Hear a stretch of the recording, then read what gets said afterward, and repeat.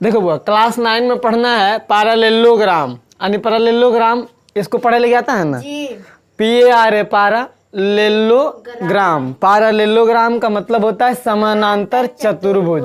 बहुत समानांतर चतुर्भुज पढ़े से पहले हमको चतुर्भुज के बारे में जानना होगा। समानांतर चतुर्भुज जो है एगो चतुर्भुज का प्रकार है। चतुर्भुज का क्या है नूनू? प्रकार है। तो सबसे पहले हमको इससे पहले समानांतर चतुर्भुज पढ़े से पहले, यानी इससे पहले हमको चतुर्भुज के बारे में जानना होगा कि चतुर्भुज कैसा होता है, उसमें क्या गुण होता है, कोची होता है, न होता है, सब जानने के बाद समानांतर चतुर्भुज को पढ़ेंगे। सबसे पहले हम लोग क्या पढ़ेंगे अभी तक? चतुर्भुज। क्या पढ़ेंगे नूनू? चतुर्भुज। चतुर्भुज का मतलब होता है इसका इंग्लिश क्या होता है? क्वाड्रिलेटरल। स्पेलिंग हो लिखल के जो देख तो, QUADRI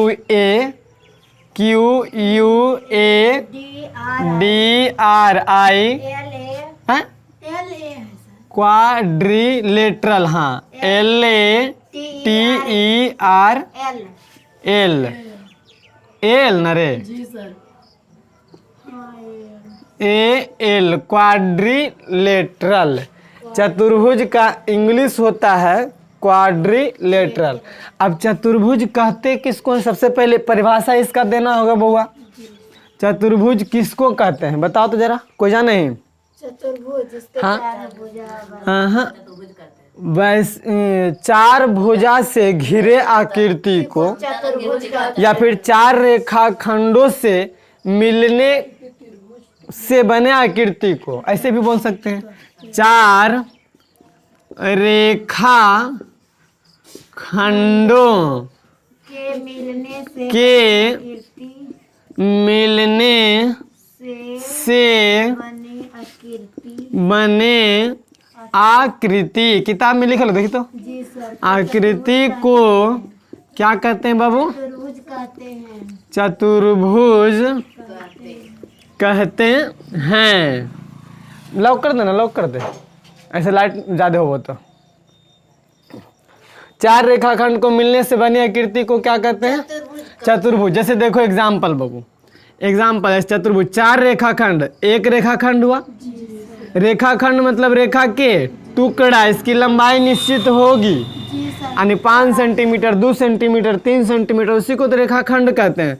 एक रेखाखंड ही हो गया, एक रेखाखंड ही हो गया, एक रेखाखंड ही। देखो 4 भुजा हो गया इसमें, कितना हो गया? नाम अगर दे तो ABCD, ये क्या है बाबू? चतुर्भुज है। लेकिन अभी कैसा चतुर्भुज है इसके बारे में हमको नहीं पढ़ना है, अभी पढ़ेंगे धीरे धीरे। तो देखो हम क्या बोले, चतुर्भुज में 4 रेखाखंडों के मिलने से बने आकृति को चतुर्भुज कहते हैं। देख लो बुआ, AB एक रेखाखंड है ये बोला, ये पूरा एक रेखाखंड, ये पूरा दूसर का, ये पूरा तीसर का, ये पूरा चौथा। चाहेंगे तो इधर से भी घूम सकते हैं, 1 2 3 4, जिसमें 4 को भुजा से घिरे आकृति को हम क्या कहते हैं? चतुर्भुज।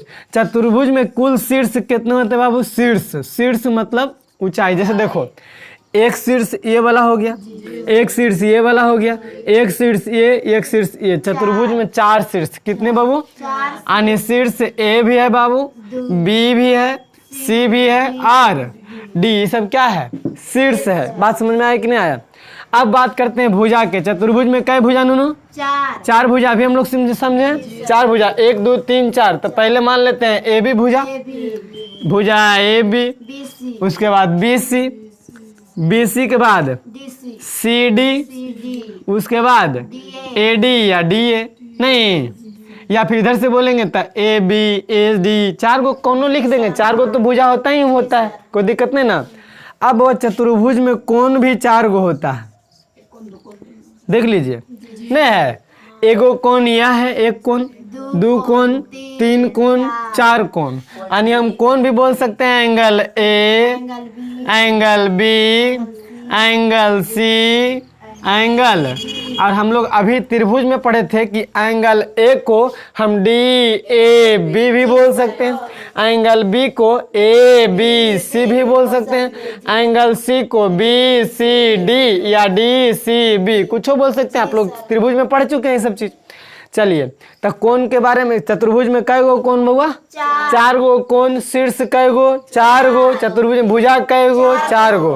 अब विकर्ण की बात आएगा, एगो विकर्ण। अच्छा, ये सब का इंग्लिश नहीं बतेलियो ना। शीर्ष का मतलब होता है हाइट, भुजा का मतलब होता है साइड, और कोण का तो एंगल, और विकर्ण का होता है डायगोनल। विकर्ण का क्या होता है बाबू? डायगोनल। अभी समझेंगे उसके बाद में। तो देखो इसमें विकर्ण, विकर्ण क्या होगा, यानी इस कोण से लेकर के इस कोण तक जाएगा, इसी को विकर्ण बोलते हैं। किसी चतुर्भुज में कै गो विकर्ण होगा बाबा? 2 गो, एगो डीबी और एगो एसी, यही ना। यानी या बीडी भी बोल सकते हैं उसको, या डीबी भी बोल सकते हैं। तब विकर्ण 2 गो होता है। कोई भी चतुर्भुज में विकर्ण कितना?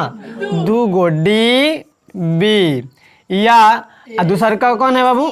ए सी। इसी का उलट के भी नाम दे सकते हैं, बी डी सी ए, नहीं बोल सकते हैं। बात यहाँ तक क्लियर समझ में आया कि नहीं आया? स्टॉप करो। यानी चतुर्भुज में सबसे पहले चालू करने चालू मुझे बता दिए, वो चतुर्भुज किसको कहते हैं? 4 रेखाखंडों से मिलने बनी आकृति को क्या कहते हैं? चतुर्भुज कहते हैं। चतुर्भुज में 4 गो शीर्ष, ए बी सी डी, नाम अपने अपने हिसाब से दे सकते हैं, पी क्यू आर एस भी दे सकते हैं, अलबल। अब कहता है भुजा, भुजा भी 4 गो होता है वो, A B B C C D A D. यहाँ पे नाम के अनुसार अपना नाम रखेंगे। बात समझ में आया कि नहीं आया? कोण भी 4 गो, अब विकर्ण भी 2 गो। विकर्ण 4 गो नहीं, विकर्ण 2 गो। चतुर्भुज में विकर्ण कितना? 2 गो, बस 2 ही गो होगा। अब इसके बाद हम लोग पढ़ेंगे कि चतुर्भुज में कौन भुजा सम्मुख होता है, सम्मुख कौन, अलर बलर सब पढ़ेंगे। इसके बाद इसको पहले नोट कीजिए, ठीक है। देखो अब आगे आए हम लोग सम्मुख भुजाएं। चतुर्भुज के सम्मुख भुजाएं क्या कहलाता है? Opposite side. यानी चतुर्भुज की वे 2 भुजाएं, यानी चतुर्भुज में 4 भुजा हुआ, तो वैसा 2 भुजा जो प्रतिच्छेद नहीं करता, मतलब काटता नहीं है। प्रतिच्छेद का मतलब काटता नहीं। जैसे देखिए एगो चतुर्भुज हम बना देते हैं, मान लिया जाए इसका नाम ए बी सी डी चतुर्भुज है बाबू। आप बताइए क्या बोला है कि वैसा 2 भुजा जो एक दूसरे को प्रतिच्छेद नहीं करता। देखिए तो ए बी एक भुजा हुआ, एक भुजा डी सी। बताइए दोनों कभी काटेगा? हाँ, ई वाला काटता है। जैसे देखिए ई वाला और ई वाला बढ़ा देंगे तो नहीं काटेगा। जैसे देखिए इसको बढ़ाएंगे इससे, इसको बढ़ाएंगे इससे, तो काट देगा कि नहीं काट देगा? लेकिन क्या जो काटता नहीं है वैसा 2 भुजा, तो बताओ ए बी एगो भुजा नहीं काटेगा और इसको नहीं काटेगा, काटेगा? इसको बढ़ाते जाइए कितना, इसको बढ़ाते जाइए, नहीं काटेगा, यानी प्रतिच्छेद नहीं करेगा। और इसमें भी देखिए ई भुजा बढ़ाते जाइए, नहीं काटेगा, ई भुजा नहीं काट रहा है, यानी जो प्रतिच्छेद नहीं करता है उसी को हम क्या कहते हैं? सम्मुख भुजा कहलाती है, यानी सम्मुख भुजा कहलाती है। तो सम्मुख भुजा कौन कौन हो जाएगा जरा बताओ तो जरूर बोल। एग्जाम्पल में, हाँ, सम्मुख भुजा ए बी का सम्मुख, ए बी, और कौन हो जाएगा नूनू? डी सी, और ए डी का ए डी और बी सी। देखो बुआ सम्मुख एगो, ये तो हम लोग किताबी भाषा का परिभाषा, अपने मन से परिभाषा क्या देंगे या में। देखो नूनू, कोई भी हम आपको बताए थे सम्मुख का मतलब आमने सामने, हमर सामने तू और तोर सामने हम, यानी ओकर मुँह ऊ देखेगा, एक कर मुँह ई देखेगा, उसी को हम सम्मुख कहेंगे। बात आया समझ में कि नहीं आया? तो देखो तो ई इसका मुँह नहीं देख रहा है, डायरेक्ट इसका मुंह देख रहा है, आई वाला है जो इसका मुंह देख रहा है, यानी एक दूसरे के मुंह देखेगा तो सम्मुख भुजा कहला जाएगा। चाहे सम्मुख कौन भी वही कहलाएगा, बाद में देखेंगे। देखिए तो ई वाला भुजा जो है ई ए बी इसका मुंह देख रहा है, और डी सी ए बी का मुंह देख रहा है। अब वो एक ई देख रहा है एक कर मुंह, ई देख रहा है एक कर मुंह, यानी हम कह सकते हैं या आमने सामने की भुजाओं को सम्मुख भुजा कहते हैं। शॉर्टकट में या में हम लिख सकते हैं आमने सामने, आमने सामने की भुजाओं को क्या कहते हैं बाबू? सम्मुख भुजा कहते हैं, सम्मुख भुजा कहते हैं। बात इस शॉर्टकट परिभाषा दी है, बात समझ में आया कि नहीं आया? सम्मुख भुजा, आमने सामने वाली भुजा को क्या कहते हैं बुआ? सम्मुख भुजा। बात समझ में आया कि नहीं? अब आमने सामने वाले कौन को सम्मुख कौन कह देंगे? बात समझ में आएगा कि नहीं आएगा? तो अभी देखिए यहाँ तक हमने देते, बाकी लिखिए इसको, उसके बाद लिखाते हैं। आगे है कर्मागत भुजाएं। कर्मागत मतलब लगातार बुआ, इसी का नाम है संलग्न भुजाएं। कर्मागत भी इसी का नाम है और संलग्न भी इसी का नाम है। बताते हैं कैसे। इसका इंग्लिश बोले तो कंसेक्यूटिव साइड। तो कहता है चतुर्भुज की वे दो भुजाएं, यानी दो गो भुजा जिनका एक उभयनिष्ठ प्रांत बिंदु हो। जैसे देखो ई वाला अपनी देखते हैं, एक भुजा एक भुजा, देखो यहाँ पे दो एगो बिंदु ऐसा है कि उभयनिष्ठ है, ये भी भुजा में है बिंदु, ये भी भुजा में है बिंदु। उभयनिष्ठ का मतलब दोनों में रहता है, उभयनिष्ठ का मतलब दोनों में रहता है। अब बताओ अगर ऐसे खड़ा करेंगे बहुत, ई भुजा में ये भी बिंदु, ई भुजा में ये भी बिंदु। अब ऐसे भी खड़ा करेंगे तो ई बिंदु, ई भुजा में भी, ई भुजा में भी, ई भुजा में भी, ई भुजा में। अब कहेंगे सर कर्मागत का मतलब लगातार होता है, उल्टा पुल्टा नहीं देखना है। अभी लगातार, जैसे मान लीजिए अगर यहाँ से शुरू किए हैं तो ए बी तो बी सी तो सी डी तो ए डी, ऐसा नहीं कि ए बी के बाद ए डी उसके बाद ई उसके बाद ई। कर्मागत का मतलब लगातार, लगातार एक कर बाद एने एने एने। जैसे घड़ी घूमता है, घड़ी घूमता है ऐसे घूमता है कि ना, ऐसे घूमता है, इधर की ओर घूमता है ना। तो अगर यहाँ से शुरू किए तो ई वाला ई वाला ई वाला, अगर उल्टी शुरू करेंगे तो ई वाला ई वाला ई वाला ई वाला। बात आई समझ में कि नहीं आई? यानी उल्टी चाहे इधर से घुमाइए चाहे इधर से घुमाइए, लेकिन लगातार घुमाइए, कर्मागत होना चाहिए। बात आई समझ में कि नहीं आई? अब कहेंगे सर कर्मागत मतलब लगातार तो समझ गए, ई आई आई आई, चाहे एने से ऐसे ऐसे ऐसे ऐसे, है ना। लेकिन सर इस संलग्न का मतलब क्या? अच्छा संलग्न का मतलब समझते हैं? संलग्न मतलब सही लगन। शादी भी हम नहीं देखते हैं, सही लगन होता है, सही लगन उसी को बोलते हैं संलग्न। सही लगन जब रहता है, अगर हम लोग गार्जियन के माध्यम से शादी ब्याह होता है किसी को, तो सही लगन में शादी होता है। तो वो यहाँ सही लगन में शादी का मतलब मिलन, दुगो का मिलन नहीं। तो यहाँ पे वो देखो सही लगन में ही मिलेगा, यहाँ पे बिंदु पे मिलेगा कि नहीं मिलेगा? ई वाला भुजा ई वाला भुजा ई बिंदु पे मिलेगा, ई वाला भुजा ई वाला भुजा ई बिंदु पे मिलेगा, यानी सही लगन में मिलेगा। सही लगन में मिलवे करता है, दूगो हमेशा शादी ब्याह होता है तो सही लगन में, और दूगो मिलता है तो सही लगन में मिलता है। जो गड़बड़ लगन में मिल जाते हैं पूरा जिंदगी तबाह रहा है।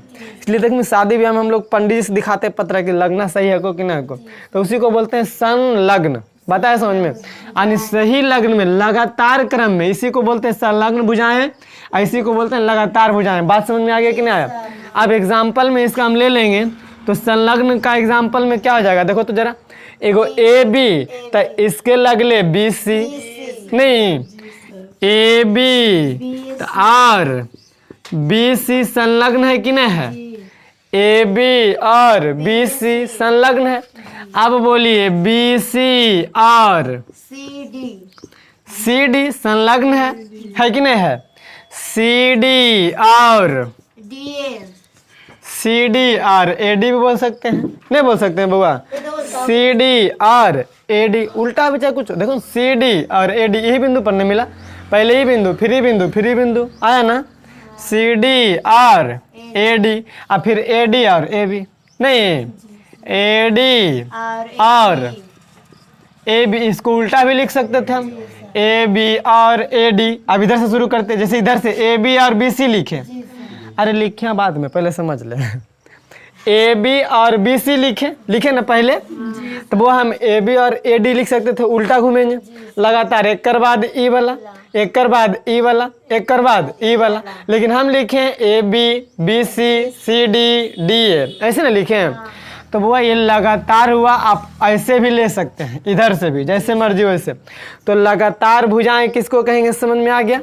या इसी को संलग्न बोलते हैं, यानी सही लग्न में लगातार रहेगा। बताया समझ में कि नहीं आया? तो संलग्न भुजा भी समझ में आ गया होगा। चलो इसको भी नोट करो, अब आगे पढ़ेंगे। सम्मुख कोण,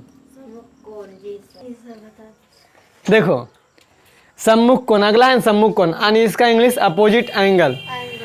चतुर्भुज के वे दो कोण जिनको आंतरित करने वाली मतलब देखो बउआ, जब भी दो गो भुजा रहेगा, अब आंतरित करेगा नहीं, कोण बनेगा नहीं, आंतरित करेगा ई भुजा मिल के तब नहीं वाला कोण बनेगा।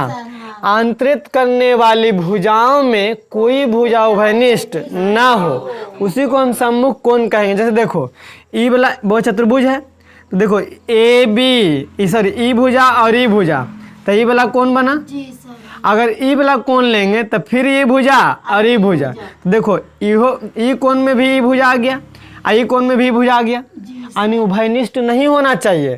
तो देखो ई वाला नहीं हो सकता है, सम्मुख क्यों नहीं हो सकता है? क्योंकि देखो ई कोण और ई कोण, तो ई भुजा और ई भुजा, ई जो भुजा है इस कोण में भी है और इस कोण में भी, दोनों में आ जाता है। यहाँ पे क्या बोला? उभयनिष्ठ ना हो, उभयनिष्ठ नहीं होना चाहिए, तब सम्मुख कोण कहलाएगा। जैसे देखिए ई भुजा आ ई भुजा उभयनिष्ठ है, दोनों में कोनो मिला है? एकरा में दोनों, तो एकरा में दोनों नहीं मिल रहा है, यानी ई कोण के सम्मुख बुआ ई वाला सामने एकर है। ऐसे भी हम बताते कि आमने सामने वाला भुजा सम्मुख कोण कहलाता है, आमने सामने को कौन सम्मुख कहलाएगा? तब वो ई वाला कोण के सामने ई वाला कोण है कि नहीं है? जैसे देखो ना ई कोण ई भुजा ई भुजा आंतरित कर दिया ई कोण, तब वो ई भुजा आंतरित कर दिया ई कोण, दोनों में कौन भुजा है? उभयनिष्ठ। हाँ ये दोनों रहते तो उभयनिष्ठ वाला भुजा हो जाएगा, ये दोनों रहेगा तो उभयनिष्ठ वाला हो जाएगा, इसलिए एगो ई। अब हम इसको शॉर्टकट भी बोल सकते हैं कि आमने सामने के कोण को सम्मुख कोण कहते हैं, नहीं कह सकते हैं। अब वो हम बताए थे कि एकर मुहा एकरा देने, ई देख रहा है इसको, ई देख रहा है इसको, तो सम्मुख कोण। अगर गलती से ई कोण इसको देखे लगेगा तो कह देगा सम्मुख कोण नहीं है, सम्मुख कोण नहीं है। क्यों? क्योंकि वो जब भी देखेगा ये एक को देखेगा, दूगो को नहीं देख सकता, कभी नहीं दूगो को देखेगा। दूगो को देखेगा तो समझ जाओ कि सम्मुख कोण नहीं है, अकेले देखेगा। तो ई देखेगा इसको, ई देखेगा इसको, ई देखेगा इसको, ई देखेगा इसको, दोनों अपना आराम से एक दूसरे को देखेगा, है ना? तो बताइए सम्मुख कोण समझ में आ गया कि नहीं आ गया? एग्जाम्पल बोले तो कौन ए का सम्मुख कोण कौन होगा बताओ तो? ए और कौन सी दोनों सम्मुख कौन है? अब बताइए, और कौन बी का सम्मुख कौन है? दोनों कौन डी। बात समझ में आया कि नहीं आया? अब इसी को हम बोल सकते हैं कौन डी का सम्मुख कौन बी, कौन सी का सम्मुख कौन ए, एक दूसरे का सम्मुख है। तो इसका हम शॉर्ट परिभाषा लिख सकते हैं, या आमने सामने के कोण को सम्मुख कोण, या आमने सामने के कोण को क्या कहते हैं बाबू? सम्मुख कोण कहते हैं, सम्मुख कोण कहते हैं। बात समझ में आ रहा है कि नहीं आ रहा है? हाँ नोट करो। देखो कर्मागत कोण या आसन्न कोण या संलग्न कोण, तीनों एक ही का नाम है। आसन्न कोण बोले तैयो वही बात, कर्मागत कोण बोले वही बात, संलग्न कोण बोले वही बात। इसका इंग्लिश कंसेक्यूटिव एंगल या एडजेसेंट एंगल, कोई दिक्कत नहीं ना। अब देखो कहता है इसका चतुर्भुज के वे दो कोण, देखो भाई चतुर्भुज है वैसा दो गो कोण, मान लिया एगो ई कोण या आसन्न कोण, यानी कर्मागत कोण या आसन्न कोण कहलाते हैं, जिनको आंतरित करने वाली भुजाओं में से एक भुजा उभयनिष्ठ हो। जैसे देखो ई वाला कोण ई वाला कोण, ई दोनों को बनाने में बउआ देखो ई वाला भुजा उभयनिष्ठ है कि नहीं है? ई वाला कोण ई दोनों कोण देखो ई वाला भुजा उभयनिष्ठ है कि नहीं है? दोनों में है। ई वाला कोण देखो ई दोनों में है भुजा, ई दोनों में देखो ई वाला भुजा है। बात समझ में आ रहा है कि नहीं आ रहा?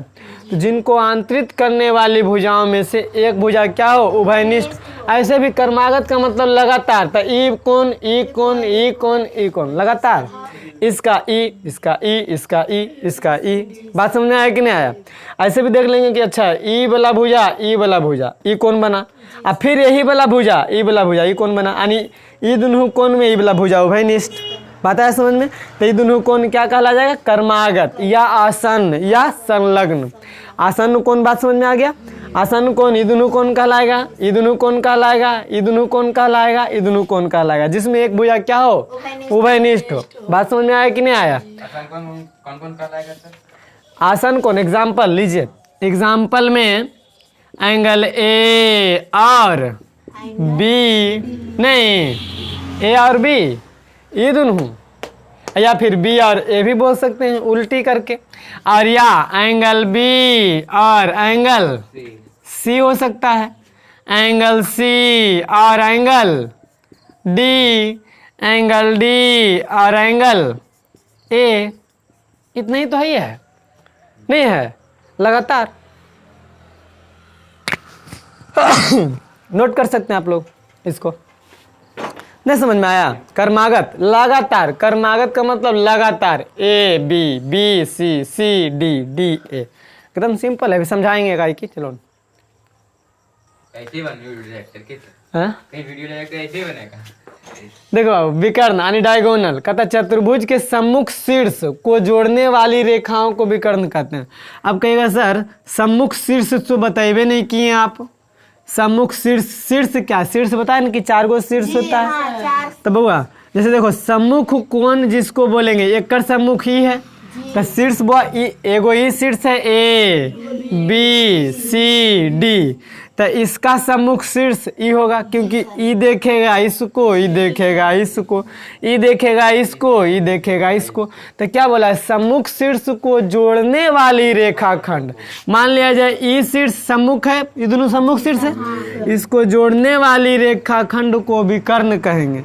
और यहाँ पे ई वाला वो, तो इसको जोड़ने वाली रेखाखंड को क्या कहेंगे, विकर्ण कहेंगे। एग्जाम्पल ले सकते हैं विकर्ण में, बी डी है कि नहीं है, बी डी है और ए बी है, ए सी है, नहीं विकर्ण नहीं दोनों ने बुआ।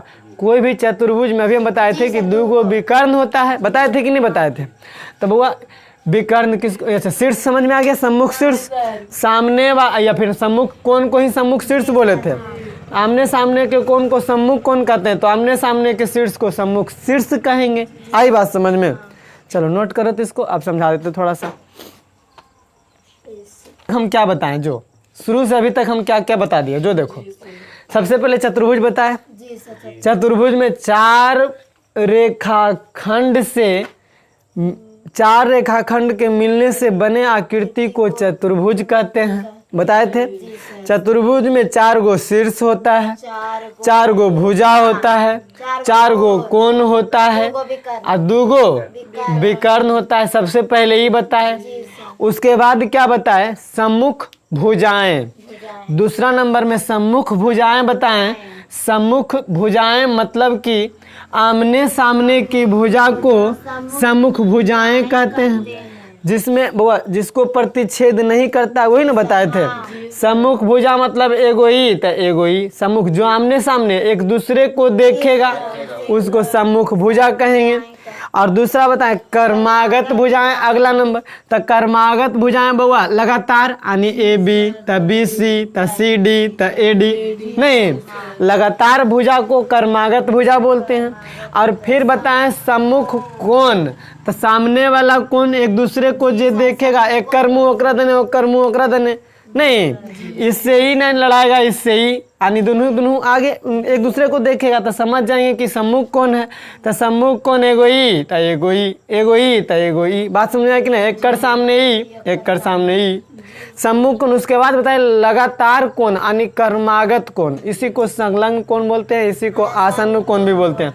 तो बाबा देखो, ए लगातार बी, लगातार सी, लगातार डी, या फिर उल्टी बोल सकते हैं, इधर से इधर, इधर से इधर जा सकते हैं। लगातार जाने का मतलब या तो इधर से इधर जाइए, इधर जाइए, इधर जाइए, इधर जाइए, लगातार आ गए। या उल्टी जा सकते हैं, इधर से इधर, इधर से इधर, इधर से इधर, इधर से यहाँ। बात आई समझ में? लगातार कोण, इसी को आसन्न कोण, इसी को संलग्न कोण, इसी को कर्मागत कोण बताए थे। बात आई समझ में? ये 4 को बता दिए कर्मागत कोण तक। उसके बाद आपको हम क्या बताएं, वो विकर्ण, ये ना बताएं।